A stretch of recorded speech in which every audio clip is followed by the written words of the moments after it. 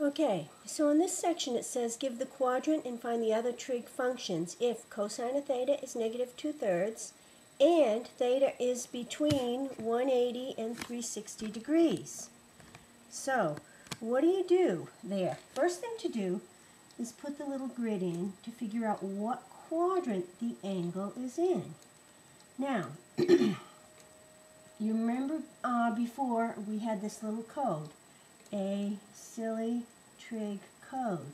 And that helps us determine where the trig functions are positive. They're all positive in the first quadrant. Sine and its partner function, cosecant, are positive in the second. Tangent and its partner function, cotangent, and cosine and secant are positive in the fourth quadrant. And again, remember the quadrants are named by Roman numerals. So this is quadrant 1, quadrant 2, quadrant 3, quadrant 4. All right, now, so first clue, cosine is negative 2/3. Where is the cosine negative? Well, it's positive because they're all positive here, and it's positive here. So where would it be negative? Right there. Okay. Now, second clue.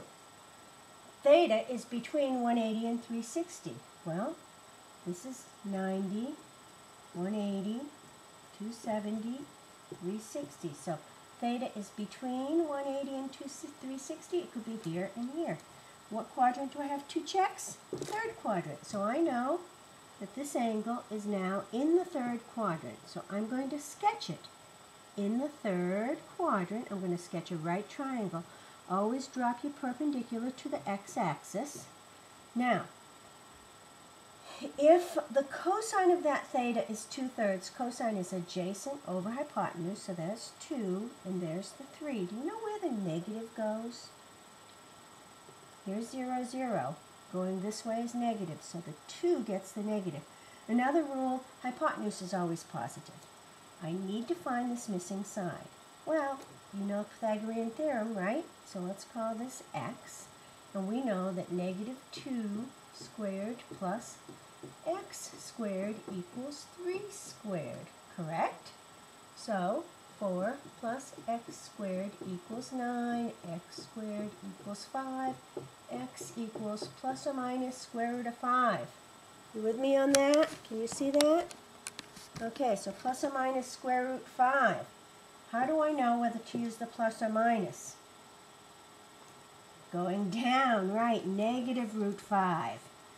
So, now I have the three sides of that triangle. Can I do the six trig functions?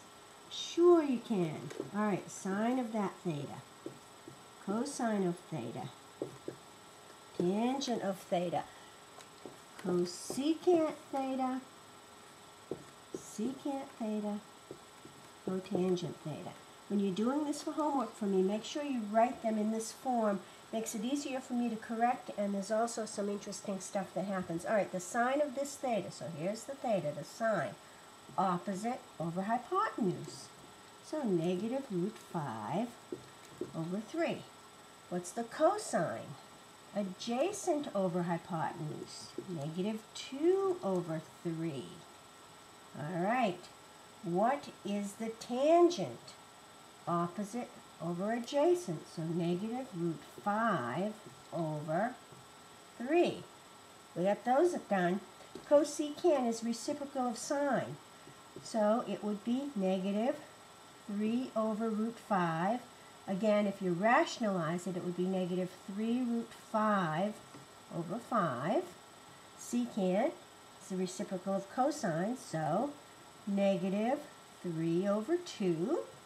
And cotangent is the reciprocal of tangent, so 3 over negative root 5, which is negative 3 root 5 over 5. There are the six trig functions based on the clues.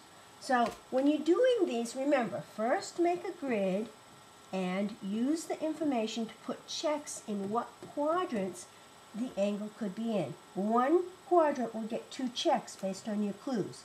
And then you can put the sides on the triangle and get the trig functions. Good luck.